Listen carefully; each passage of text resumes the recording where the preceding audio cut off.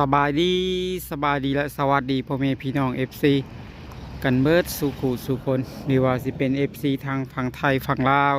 ต่างประเทศกันยินดีต้อนรับเข้าสู่ช่อง YouTube บ่าวบุญจันทร์ชาแนลอีกแล้วพ่อแม่พี่น้องโดยกลับมาพบมาพอกันอีกคือเก่าคือเดิมพ่อแม่พี่น้องเติมพลังทุกครั้งที่บ่าวบุญจันทร์มาถ่ายคลิปก่อนอื่นบ่าวบุญจันทร์ก็ขอกราบพ่อแม่พี่น้องฝากกดไลค์กดแชร์กดติดตามกดซับตะไคร้ให้บ่าวบุญจันทร์นำเด้อทุกคนพอให้บ่าวบุญจันทร์มีกำลังแหงใจทำคลิปต่อไปอีกเนาะโดยเปิดคลิปเปิดภาพออกมาเมื่อนี้เนาะก็เดินทางมาทางจังหวัด101พ่อแม่พี่น้องมาพาน้องพดมาตามหาคนหักของเพิ่นพ่อแม่พี่น้องตอนนี้ก็มาฮอดเฮือนฮอดซานทางอ้ายร้อยตำรวจเรียกเป็นที่เรียบร้อยพ่อแม่พี่น้องเนาะ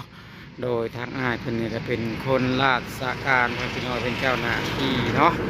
โดยตอนนี้ก็มาฮอดเฮือนฮอดซานเพิ่นได้เป็นที่เรียบร้อยพ่อแม่พี่น้องเฮือนเพิ่นกำลังบ้ากใหญ่พ่อแม่พี่น้องสมชื่อเสียงเรียงนามเพิ่นอยู่ดอกพ่อแม่พี่น้องเนาะโดยตัวเนื้อที่ของเพิ่นก็กว้างขวางเลยทีเดียวพ่อแม่พี่น้องเนาะเนื้อที่สีปลูกบ้านเนาะหรือว่าจะเป็นเดินบ้านนี่ก็กว้างพ่อแม่พี่น้องหลังเฮือนมันกำลังบักใหญ่พ่อแม่พี่น้องยังบ่มีซ้ำนี่พ่อแม่พี่น้องทางหลังเพิ่นก็มีอีกเนาะมีที่ปลูกที่ระบายหรือว่าพักผ่อนยามกลางเว้นก็มีพ่อแม่พี่น้องจังใดก็สิพาพ่อแม่พี่น้องเฮาติดตามรับชมเนาะตอนนี้พาน้องพดมาฮอดจอดถึงพ่อแม่พี่น้องทางน้องพดเพิ่นก็ได้ไปพักผ่อนพ่อแม่พี่น้องเนาะพักผ่อนอยู่ทางพูนทางในพุ่นแหละพี่น้องกับเมย์เพิ่นเนาะตอนนี้ว่าอาจารย์ก็เลยถ่ายรอบข้างบ้านเนาะหรือว่าข้างสถานที่ต่างๆเนาะที่อ้ายเพิ่นมีอยู่พ่อพี่น้องก็ได้ให้พ่อแม่พี่น้องเฮาได้ติดตามรับชมเนาะโดยอันนี้ก็เป็นเฮือนของเพิ่นพ่อพี่น้องอยู่จังหวัด101พ่อพี่น้องเนาะเมื่อกลางวันนี้เฮาถ่ายไปแล้วคลิปหนึ่งพ่อแม่พี่น้องถ่ายสัมภาษณ์เนาะก็อ้ายเพิ่นก็ยอมรับพ่อพี่น้องพูดและพ่อแม่พี่น้องไปทั้งสำนักงานพ่อพี่น้องเนาะนักกระถ่ายทำมาแล้วพ่อพี่น้องมีแต่ให้ทั้งพ่อแม่พี่น้องด้วยFC ของเฮานี่แหละให้ติดตามรับชมเนาะคำพูดคำจาของอ้ายเพิ่นว่าสิเป็นผู้รับผู้ใหญ่หรือว่าสิบ่เปลี่ยนคำบ่พ่อแม่พี่น้องเนาะซ้ำใดเนาะอย่างไรก็ให้พ่อแม่พี่น้องเฮาพิจารณาเนาะพ่อพี่น้องเนาะโดยอันนี้น้องโพดเพิ่นก็มาตามหาฮักพ่อแม่พี่น้องเพราะว่าเพิ่นเห็นแต่ในคลิปพ่อแม่พี่น้องเนาะเคยคุยกันวิดีโอสู่คอเนาะแต่ทางอ้ายเพิ่นนี่ก็เมื่อบ้านน้องพด2 รอบแล้วพ่อแม่พี่น้อง2 ครั้งเนาะอันนี้ก็น้องพดก็เลยตัดสินใจส่วนเมย์ก็แล้วก็ส่วนบ่าวจันทร์มาพ่อแม่พี่น้องมาอยู่ตามความที่เป็นจริงของอ้ายเพิ่นพ่อแม่พี่น้องเนาะว่าเพิ่นมีลูกมีเมียซ่อนอยู่บ่พ่อแม่พี่น้องเนาะโดยเพิ่นมีจังใดพ่อแม่พี่น้องด้วยว่ายันเพิ่นมียังมีครอบครัวอยู่ด้วยยังมีเมียอยู่อะไรพ่อแม่พี่น้องเนาะแต่ตามจริงก็เพิ่นบอกว่าเลิกกันไปขาดแล้วเป็นที่เรียบร้อยพ่อแม่พี่น้องเนาะแต่เมียเพิ่นก็ยังมีชีวิตแต่ว่าเลิกกันไปพ่อแม่พี่น้องก็บ่ได้เกี่ยวข้องกันบ่ได้พัวพันกันพ่อแม่พี่น้องเลิกขาดกันไปเนาะโดยทางอ้ายเพิ่นก็ยอมรับยอมว่าแบบนี้พ่อแม่พี่น้องบรรยากาศก็ดีพ่อแม่พี่น้องก็น่าอยู่น่าพักเนาะน่าเศร้าพ่อแม่พี่น้องเพื่อนเพิ่นก็เป็นบ้านไทยพ่อแม่พี่น้องคล้ายๆบ้านไทยสปาเนี่ยพ่อแม่พี่น้องงามคักพ่อแม่พี่น้องเป็นบ้านไม้ธรรมชาติแบบโบราณพ่อแม่พี่น้องแต่ถ้าไผไร่บ้านไม้แบบนี้เนาะก็ถือว่าคนมีเติบแหละพ่อแม่พี่น้องหรือว่าคนมีวาสนาเติบแล้วเนาะถึงจะได้บ้านงามซ้ำนี้พ่อแม่พี่น้องก็เนื้อที่เพิ่นก็กว้างขวางพ่อแม่พี่น้องมื้อในทางเขาเนาะเพราะว่าบ้านเพิ่นก็สิติดสวนอ้อยพ่อแม่พี่น้องหรือว่าถนนแห่งนี้ก็มีสวนอ้อยมา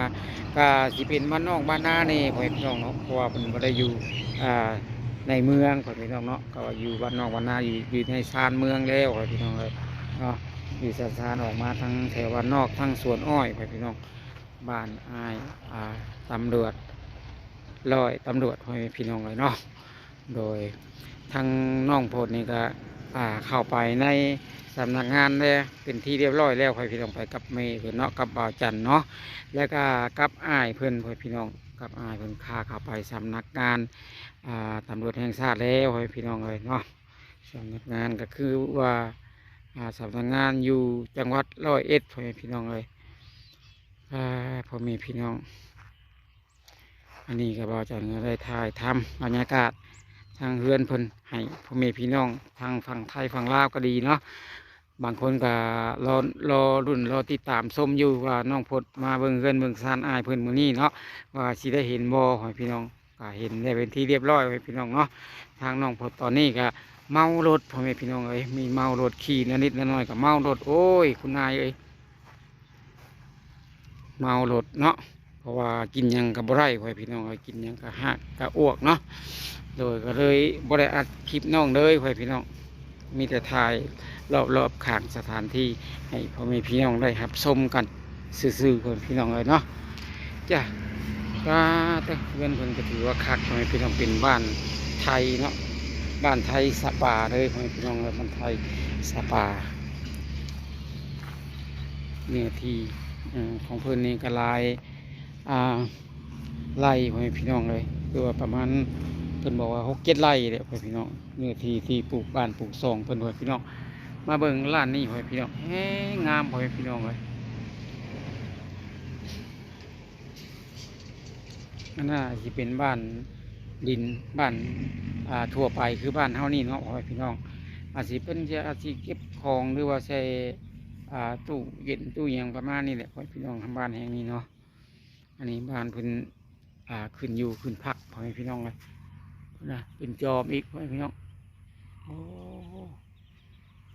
สวยงามพ่อแม่พี่น้องจังไดก็สีถ่ายรอบๆให้ทางพ่อแม่พี่น้องFCของเราได้ติดตามรับชมพ่อแม่พี่น้องเลยบ้านเพิ่นกับบรรยากาศก็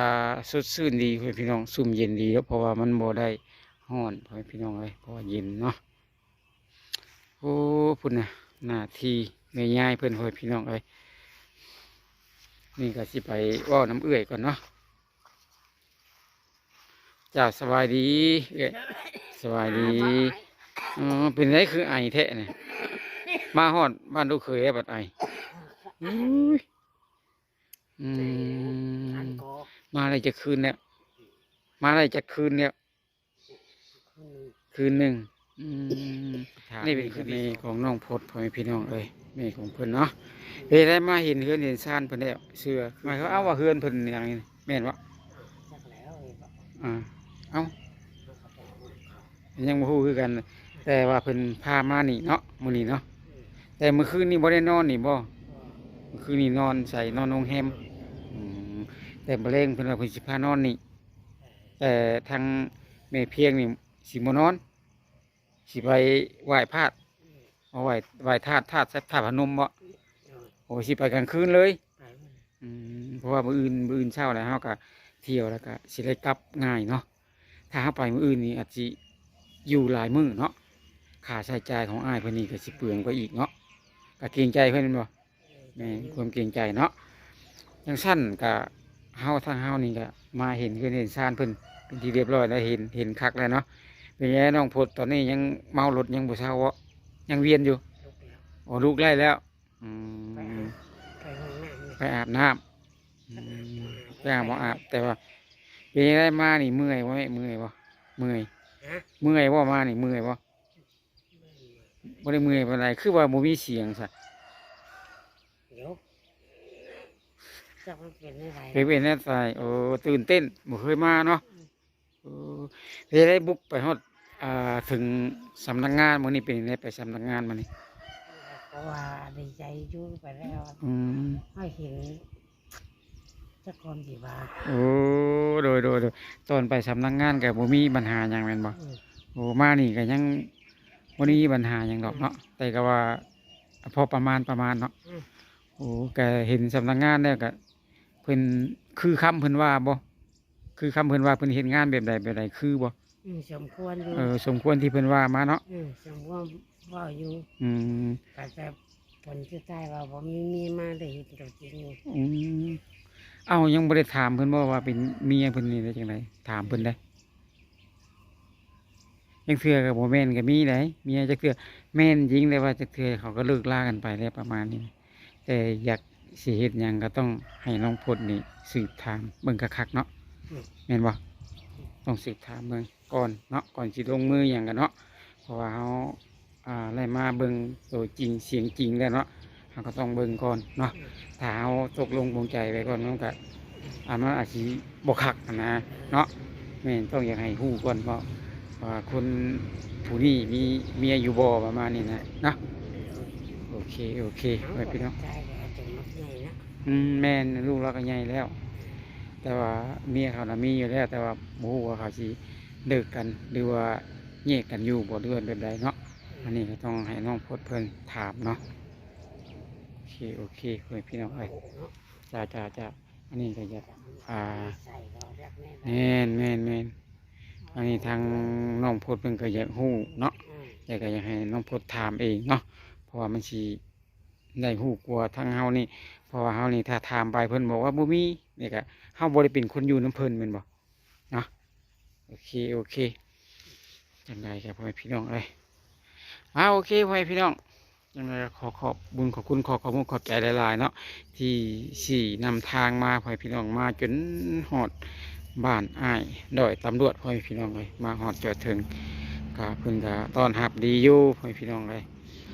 ไปพุ่นแหละสำนักงานเพิ่นพุ่นแหละพ่อแม่พี่น้องบอนเพิ่นเฮ็ดงานเพิ่นเฮ็ดเวียกเนาะก็ได้ไปถ่ายทำมาได้เป็นทีเรียบห้อยพ่อแม่พี่น้องชมเพิ่น